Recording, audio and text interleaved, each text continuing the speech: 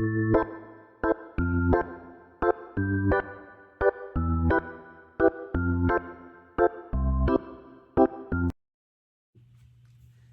guys, thanks for tuning in to my first YouTube video. I wanted to take this time, it's going to be a pretty short video, but I just wanted to talk to you guys about who I am, give you a quick introduction to what I do, what I've been doing, and what I plan to do on this YouTube channel. So let's start with the name first. So why White Yachty Thrifter? It comes from where I was born. So I was born and raised in Jamaica, Montego Bay, Jamaica. I moved to the States in 2011.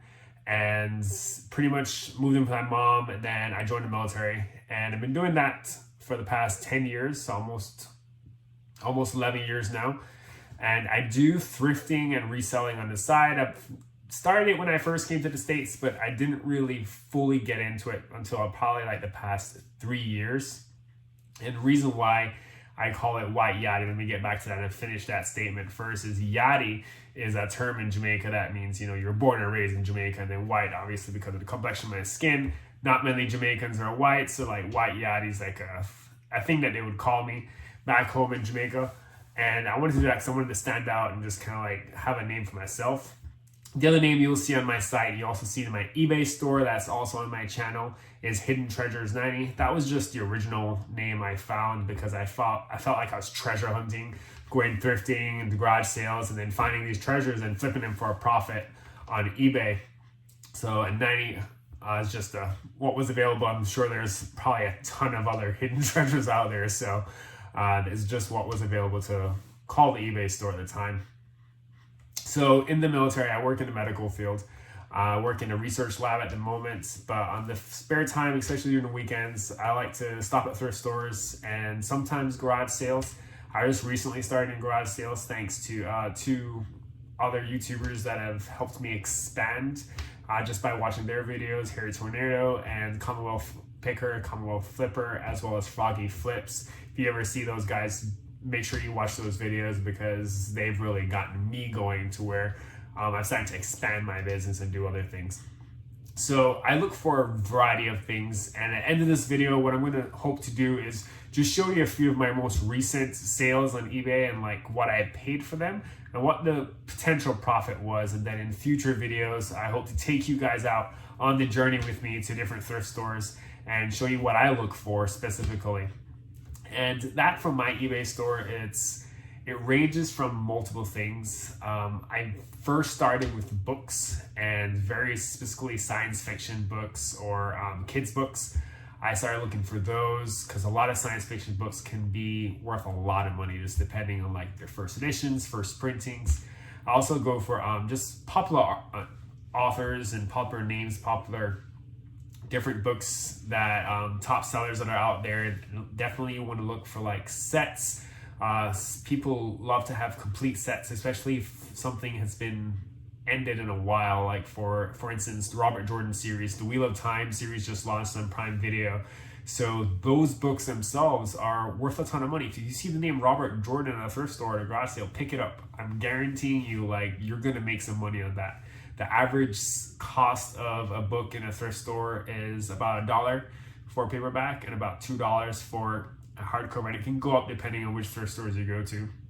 In garage sales, you can get bundles for way cheaper.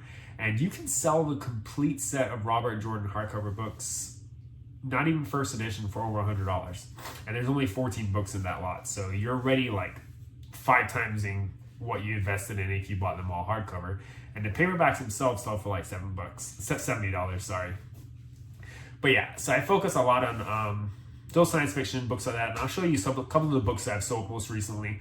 I've also sold a book, and I don't think I'll be able to find the listing, but it's probably my most profitable find of all the time. It was back when I was in Virginia, and I found it was a California Gold Rush book. If I find a picture, I'll add it to the end of the video so you can see it.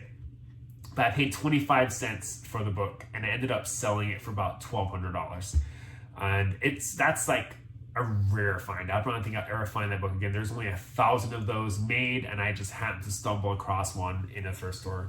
So that was really, really cool.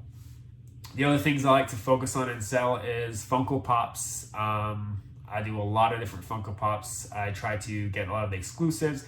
I hang on to them for a while. as well as if I see them in a thrift store, I'll pick them up. If I see them in a garage sale, I'll pick them up. Sometimes I'll keep them, and I collect them as well. And I'll show you a couple of my Funko Pops as well. Actually, let me show you a couple of the ones that I have right here behind the camera, so that way you can see. But this is a couple of Funko Pops that I have right now, and these will be actually going up on a Whatnot auction that I'll have live on Saturday. And I'll have the link to that in my video so you guys can tune in if you want to do it. It's going to be a quick $5 for all of these Funko Pops I just showed you. And it's hopefully be fun. That is also my first Whatnot auction. I want to thank Harry Tornado, Josh and Haley. They're the ones that got me into Whatnot. I most recently got I accepted as a seller into Whatnot. So my first live auction will be this Saturday. Wish me luck. Hope for the best. Other than that, I just try to, sell as much things as I can, find different profits and things. Most recently, I started to go into a little bit of antiques, older collectibles, older toys, just different viewers, different YouTubers help me like branch out. And as I've been doing this more and more, I've started to sell more and more and understand like what's really worth it. So I can kind of look at things now in a thrift store, look at things in a garage sale and be like, that's probably worth a bit of money without even looking it up.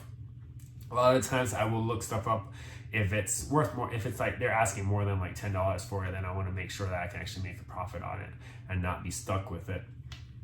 But I will also show you a couple of my inventory in this room, as well as show you some of my inventory in the storeroom and then in my garage, so you can kind of see like what I have for sale, what I'm collecting, and stuff like that.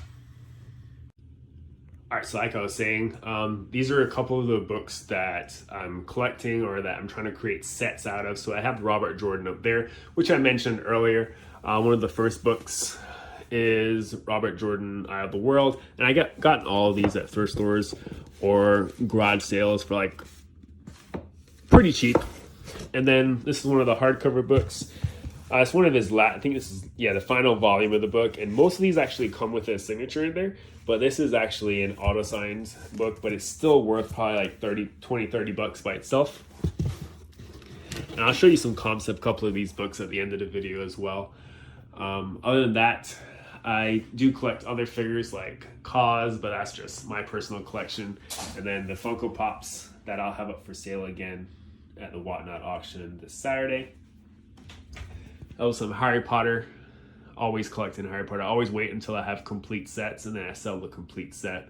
And then some more Funko Pops that I have for sale up on my eBay as well. All right, and then just some more books. And let's just take a quick trip to the storeroom and I'll show you what's in there. All right, guys, pardon the mess. This is my storeroom. It's a lot of the toys or like small collectibles that I'll sell. Like I have a couple of loose Funko Pop miniatures that I have for sale in here, as well as some other figurines, and I have like old PlayStation system, as well as some other just small things. I have a couple of shipping supplies at the bottom, as well as I store a lot of shipping supplies in my car just outside, and then just some more books and some video games and different things that I've all gotten at thrift stores. But this is just a couple of the small amount of things that that I find and I try to flip for a profit. And I'll show you a couple of the sales coming up so that you can see that end of the video. All right, guys. Also, I just wanted to show you one of my best men. Hey, Titan. Titan, come here. This is my big boy right here, Titan. He inspects all the items before they go out to make sure they're good to go. Right, buddy? All right, go back and lay down. Sorry about that. All right, guys. So that's pretty much it. Like I said, it was going to be a short video. I just wanted to show you just a little bit of what my inventory looks like, what I find at thrift stores, what I hope to continue to find and flip for a profit on eBay. And at the end of this video, like, I'm going to throw up some pictures and kind of show you like what I've paid for them, as well as what I've sold them for, or what I've made profit on it at a little bit past like 30 days, just like my top items that I've sold, as you can see. Also on my channel, you see my eBay page, as well as my Whatnot page. Don't be afraid to stop in, look at it, tell me what you think. especially for this video, guys. It's my first video, so please leave a comment. Let me know what I can do better, what you want to see. Do you want to see me show sales? Do you want me to show you like my listings, how I do listings? Do you want to see like what I'm finding at the thrift stores while I'm there? Or do you want me to show you what the haul is when I get back? Just give me a little bit tips. Give me an idea of what you guys want to see, because I want to share what I've been doing for the past few years and also learn from you viewers out there to help me out. All right. So really appreciate you guys tuning into my first video. Thanks again for everything, and I hope you will continue to follow me on this journey as I expand my business. All right, guys, so this was the book I just mentioned previously. It's the California Gold Rush History limited edition by David Bowers. I made a mistake. It wasn't 1,000 copies, it was 400 copies. I think my number was like 394, 374. For some reason, that number sticks out in my head. But I don't have any, or I can't find any that are listed right now, and I can't find the sold prices. So if you guys have Worth Point or anything like that, you can probably look it up and see exactly what they go for. But these books range anywhere from about $1,000 up to about $8,000, just depending on who wants it at that time.